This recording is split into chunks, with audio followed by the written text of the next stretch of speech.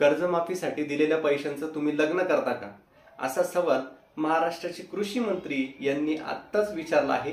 थोड्या वेळापूर्वी त्यांनी प्रश्न विचारला शेतकऱ्यांना की कर्जमाफीच्या दिलेल्या पैशांचं तुम्ही लग्न करतात का, तुम्ही त्या पैशांचे साखरपुडे करतात, म्हणजे ते पैसे तुम्हाला देऊन फायदा नाहीये, तुम्ही ते पैसे असे इतर ठिकाणी तुम्ही गुंतवतात आणि मग तुम्हाला कर्ज जे पैसे असतात ते देण्यासाठी तुमच्याजवळ पैसे राहत नाही, असं कृषी मंत्र्यांचं म्हणणं आलेलं आहे।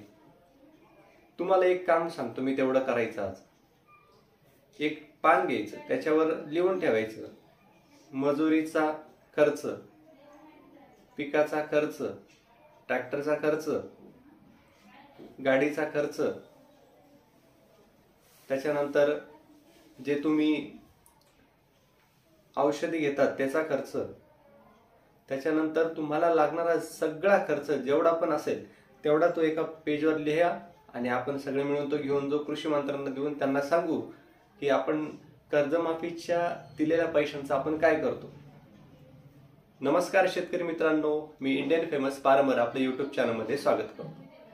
सगळ्यात महत्त्वाचा मुद्दा आणि आताचा लेटेस्ट ट्रेंडिंग टॉपिक आहे की तो म्हणजे की महाराष्ट्राचे जे कृषी मंत्री आहेत, महाराष्ट्राचे कृषी मंत्री कोकाटे साहेब म्हणतायत की शेतकऱ्यांना दिलेल्या पैशाचं तुम्ही काय करतात, त्या पैशाचं तुम्ही साखरपुडे करतात, लग्न करतात। करतो, त्यात काय वेगळी गोष्ट आहे? कारण की शेतीमालाला तुम्ही जर चांगला भाव दिला तर चांगलं उत्पन्न निघालं, चांगले पैसे मिळाले, चांगला भावानी चांगले पैसे जर आले तर त्याच्यातून आम्ही आमचा खर्च भागू आणि तुम्ही केलेल्या कर्जमाफीचा आम्ही स्वीकार करू आणि ते पैसे कर्जमाफीसाठीच वापरू, जेणेकरून आम्हाला ते पैसे दुसऱ्या ठिकाणी वापरायची गरज पडणार नाही। तुम्ही जर आमच्या दिलेल्या हमी भाव जो आहे, हमी भाव जर तुम्ही आम्हाला चांगला दिला तर आम्हाला बाकीच्या गोष्टी करायची गरज पडणार नाही, इकडचा टोपा तिकडं, तिकडचा टोपा इकडं करायची गरज पडणार नाही। पण जर का तुम्ही शेतीमालाला भाव दिला नाही, कर्जमाफी केली नाही, पीक विमा मिळाला नाही, काहीच मिळालं नाही, तर मग काय करायचं अशा वेळेस? मग अशा वेळेस आम्हाला इकडच्या टोप्या तिकडं, तिकडच्या टोप्या असंच करावं लागतं, याच्याशिवाय दुसरा पर्यायच नाही। बोला तुम्ही, कृषी मंत्र्यांनी जे तुम्हाला प्रश्न विचारले त्याच्याबद्दल तुम्ही असं त्यांना उत्तर द्या की करतो आम्ही लग्न, करतो आम्ही साखरपुडे, कारण की आमच्याकडे पैसेच नाहीये। कर्जमाफी एकतर करायची नाही, घोषणा द्यायची, त्याच्यानंतर त्यांनाच उलट सवाल विचारायचा की तुम्ही काय करता त्या पैशांचं। म्हणून तुम्हाला मी सुरुवातीला सांगितलं की एक पेज घ्या, त्या पेजवर तुमचा पूर्ण खर्च लिहा आणि त्यांना सांगा असा असा आमचा खर्च आहे, याच्यातूनच आमचं भागत नाही, पोरा बाळांचे लग्न आहे, शिक्षण आहे, हेच गोष्टी आमच्याकडून होत नाही, मग आम्ही कसं आमचं घर कसं चालवायचं। आणि कर्जमाफीची घोषणा झाल्यानंतर तर आम्ही जो आपण जमा केलेला जो पैसा असतो साठवून ठेवलेला, तो सगळा पैसा जे सावकार आहेत सावकारांकडून घेतलेला पैसा, उधाऱ्या पाधाऱ्या केलेला पैसा, ज्या ज्या ठिकाणी तुम्ही थोड्याफार काही माल नेऊन दिलेला असेल तिथली वसुली, हा सगळा खर्च तुम्ही लिहा, काय काय लागतं तुम्हाला, काय काय नाही, आणि तो आपण त्यांना नेऊन देऊ महाराष्ट्राच्या कृषी मंत्र्यांना।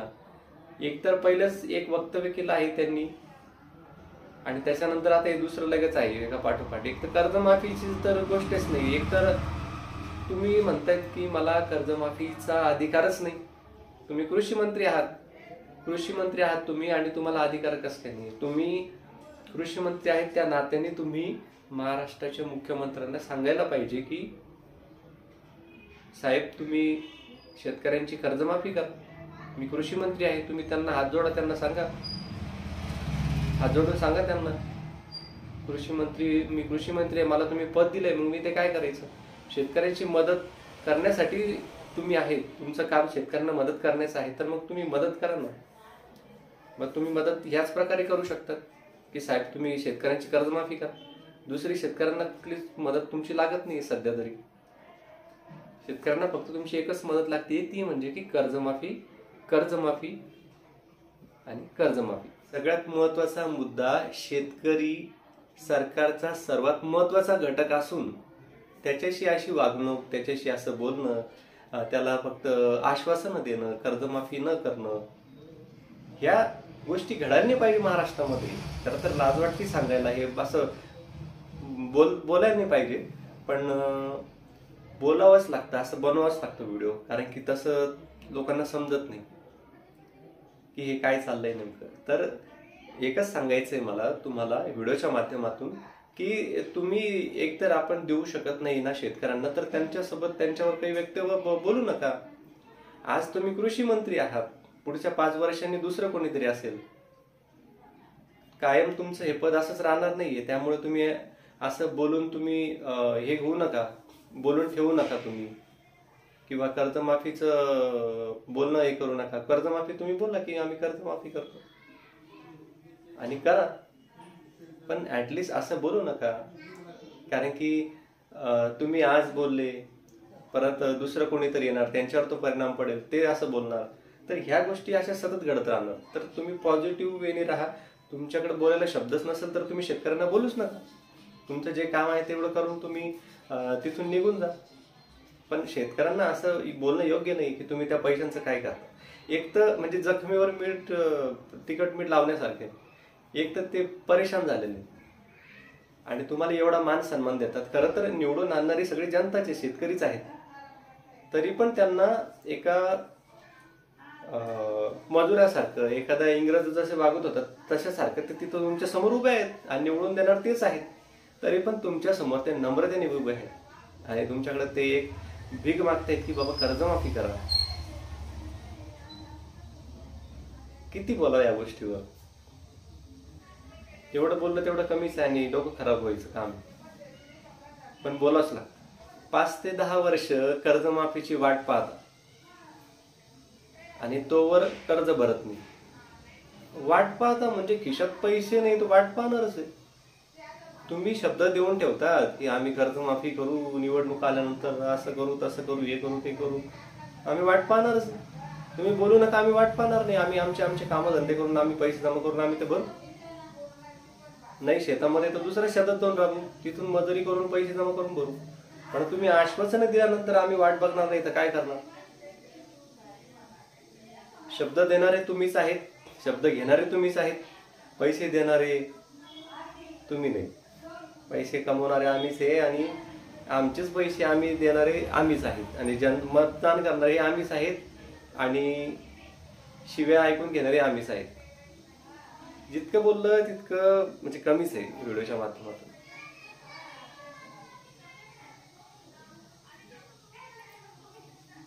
कृषी मंत्र्यांना हात जोडून विनंती आहे की आपण जर आत्ताच बोलले तुम्ही व्हिडिओच्या माध्यमातून की कर्जमाफीचा करण्याचा अधिकार माझा नाहीये, माझं फक्त काम आहे की शेतकऱ्यांना मदत करणे. एकच सांगतो तुम्हाला, हात जोडून विनंती करतो की जर का तुम्हाला शेतकऱ्यांची मदत करायची तर एकच करा. बाकी तुम्ही पीक विमा हे ते अमकं डमकं बाकी काहीच करू नका. फक्त शेतकऱ्यांची कर्जमाफी करा. हाच मुद्दा तुम्ही वरती मांडा. मुख्यमंत्र्यांना सांगा, उपमुख्यमंत्र्यांना सांगा. हीच मदत लागते तुमच्याकडून, दुसरी मदत लागतच नाही शेतकऱ्यांना. सगळ्यात मोठी आणि महत्वाची मदत हीच आहे. खरं तर महाराष्ट्रातला शेतकरी बिचारा गोरगरीब ऐकून घेतो, त्रास सहन करतो. त्याच्यानंतर त्याला जास्त नॉलेज नाही असं आपण म्हणू शकत नाही. सगळ्या गोष्टी आहेत त्याच्याजवळ, पण तरी तो दबून राहतो की नको बाबा, शेतीमाला चांगला भाव भेटला पाहिजे, घर चाललं पाहिजे, सुखरूप राहता आलं पाहिजे, आनंदाने राहता आलं पाहिजे, कुटुंब चालवता आलं पाहिजे, शिक्षण, लग्न, ह्या सगळ्या गोष्टी त्याला बघाव्या लागतात. फक्त एकाच गोष्टीवर त्याला अडून राहता येत नाही. त्याच्यामुळं तो या सगळ्या गोष्टी सहन करतो. पण असं कोणीतरी येतं मध्येच, बाउन्सर टाकून जातं. त्या बाउन्सरला लोक मग त्याचा अंगावर घेतात, त्रास करून घेतात. या गोष्टी परत परत घडायला नको. कृषी मंत्री साहेब, तुम्हाला मदत करायची तर एकच करा. तुम्हाला अधिकार नाही, आता तुम्ही तर सांगून दिलं की मला अधिकार नाहीये की कर्जमाफीचा, तर तुम्ही मदत करू शकतो. तर मदत काय करता तुम्ही, हीच मदत करा. मदत एकच पाहिजे आम्हाला, कोणती, की शेतकऱ्यांची कर्जमाफी झाली पाहिजे, बस.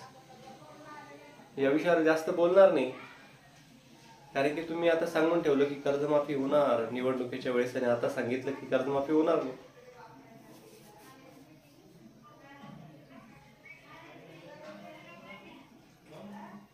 परत परत एकच गोष्ट बोलायची वाटते, एक तर करू नका आणि बोलूही नका, आणि एक तर बोलले तर करून दाखवा.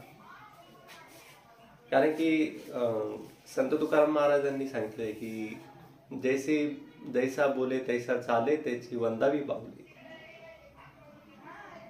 पण असं घडतंय का? कुठं नेऊन ठेवलंय तुम्ही महाराष्ट्रात असं होतच नाहीये.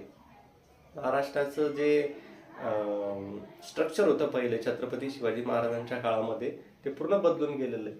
त्यांनी सगळ्या जाती धर्माच्या लोकांना एकत्र केलंय. एकत्र करून ह्या सगळ्या गोष्टींना त्यांनी अंमलात आणल्या. जे जे प्लॅनिंग केले ते सक्सेस केले. नुसते बोलून त्यांनी घोषणा नाही केल्या. तुम्ही बोलतायत, करत नाहीये म्हणे की आता एवढं मोठं आमच्यावर लोड आला, असं झालं तसं झालं. लाडक्या बहिणींचा मुद्दा महत्वाचा नव्हता, फक्त इलेक्शन पुरता तो होता. पण त्याच्यापेक्षाही जास्त जर का कर्जमाफी केली असती तर लाडक्या बहिणींपेक्षा लाडकी माय, लाडकी आई, लाडका बाप, लाडकी बहीण आणि सगळंच कुटुंब खुश झालं असतं. पण असं आपण केलं नाही. सगळ्यात महत्वाचा मुद्दा होता की महिलांना जर पैसे दिले तर सगळीकडे त्याचा प्रचार लवकर होत असतो. त्याच्यामुळं कर्जमाफी लवकरात लवकर लाडकी बहीण योजना तुम्ही आणली, पण लाडकी बहीण योजनेचं ती लागत नव्हती शेतकऱ्यांना. त्याच्याऐवजी तेवढेच 46,000 कोटीच्या ऐवजी 50,000 कोटी रुपये जर कर्जमाफी केली असती तर त्यांनी तुम्हाला देव मानलं असतं, देवाच्या ठिकाणी वरती नेऊन ठेवलं असतं.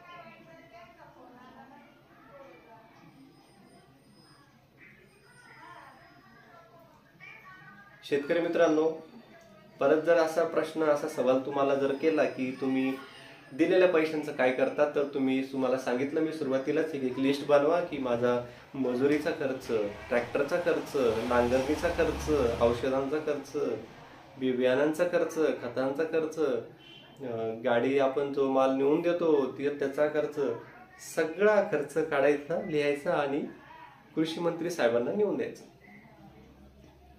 एवढं बोलतो आणि मी इथंच थांबतो.